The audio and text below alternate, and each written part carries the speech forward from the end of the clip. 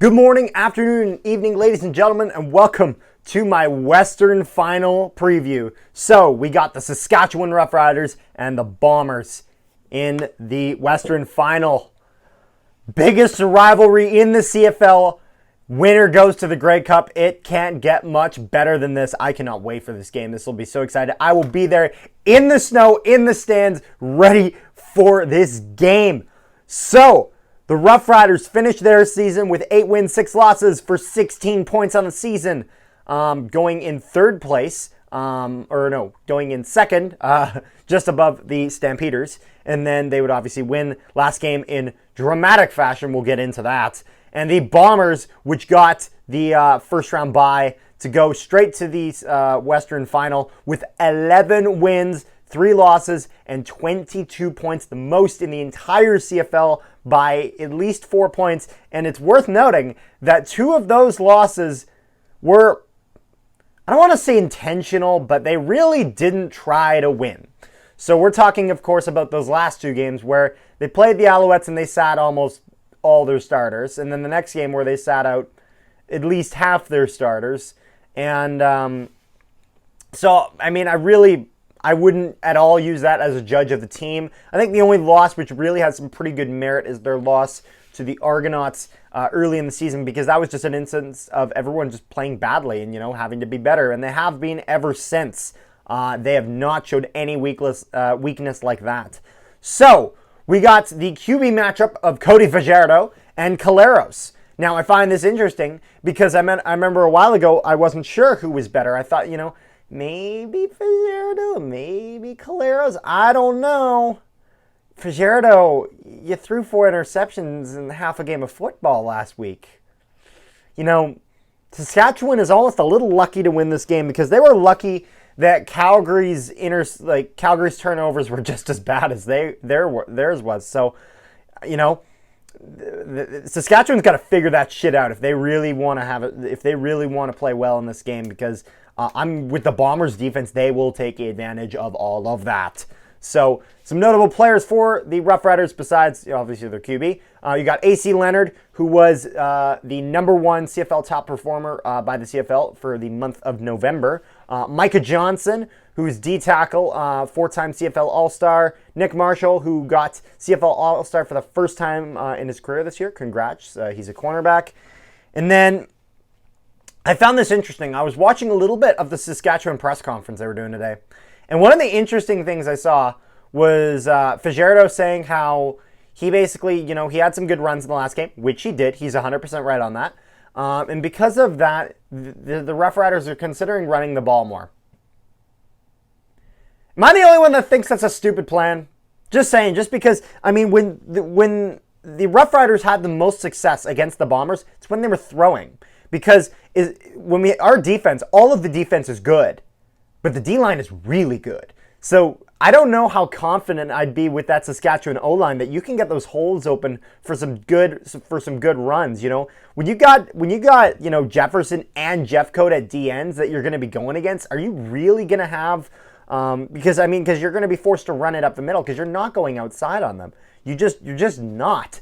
And it's really difficult to do something like that. So and then at linebacker, you got Wilson, Big Hill, and Darby, who is pretty much just picking up the scraps when it comes to whoever gets through. And I don't know why Saskatchewan would try to do that as a game plan. As a Bomber fan, I'm fine with it because I think that benefits our team. But yeah, I'm curious to see how much throwing happens between these two teams. I think there's going to be a lot of times where teams will run the ball and be forced to because of the wind, because of the snow, because of the weather. Something you only see in Canadian football. You never see that in the NFL. At least not nearly to the extent it's going to be a cold day tomorrow. And then, obviously, the Bombers kind of have it all. The only thing they didn't have was kicking. They tried Mortada, didn't work. Tried Leggio, didn't work. They got Sergio Castillo, and he's been pretty solid for the Bombers.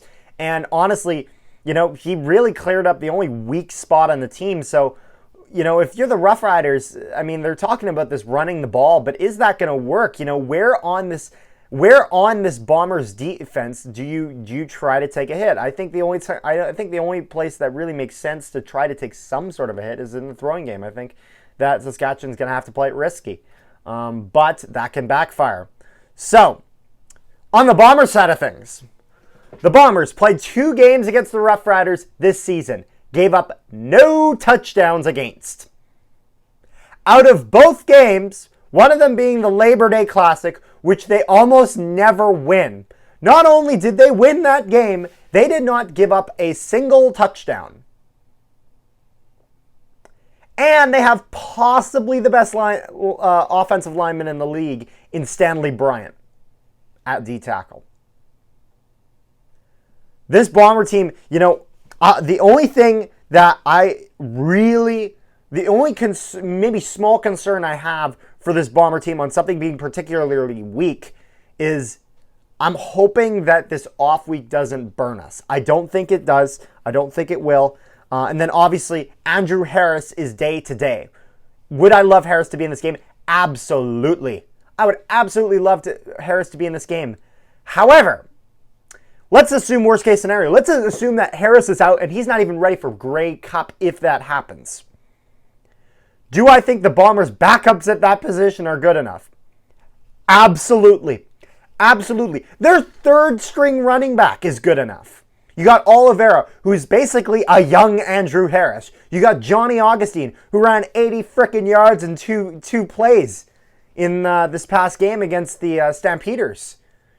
So the Bombers pretty much just got to continue doing what they've done when it comes to their season. Not including those last 2 games because the majority of the team wasn't even playing anyway. But in terms of what they did this season, they just got to continue it. The work ain't done. It's not.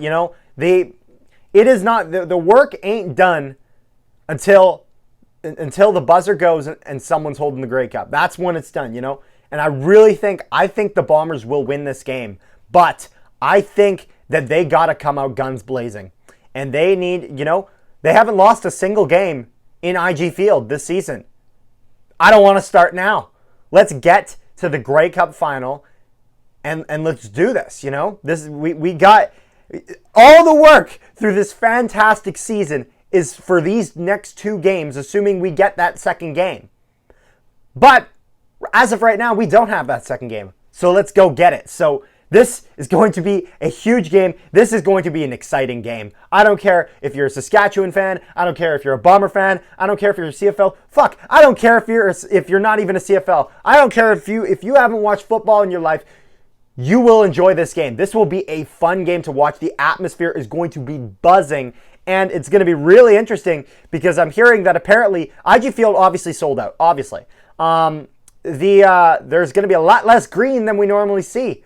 Because apparently, Winnipeg is really starting to, Winnipeg's always had good fans, but I feel like they're really starting to become invested in this Bombers team, obviously with all their success that they've been having, We got some of the best fans in the CFL, and you know what? The Roughriders got some of the best fans as well, which is why I'm so excited for this game, because it is going to be fucking crazy, with the absolute nail-biter of a game that Saskatchewan just got out with Calgary. And Calgary, kind of going into a little bit of a kicking battle mid-season against the Bombers. I'm so excited for this game. I cannot wait for this game. Please make sure you like, share, and subscribe. Make sure you watch the game. If you're going to the game, feel free to let me know. I'll be there. I'll be in the stands. I'll be going nuts. You will see the video afterwards on it. I will be there. You will have live reactions like you normally do. I will do that also for the Eastern Final, but I'm most likely going to be watching the game Monday. I will probably be recording it and watching it Monday just because, we got a Bomber game and a Jets game tomorrow, so pretty stacked in tomorrow in terms of time. So, yeah. So, like I said, make sure you like, share, and subscribe if you haven't already. And check out our interview with Bomber legend Chris Walby. That was one of the best interviews that was one of my favorite Prairie Puck podcasts ever. Our first of our CFL edition. And just the stories that this man has are absolutely golden. So make sure you check that out. You will not regret it. And make sure you guys take care. And I'll see you guys next time.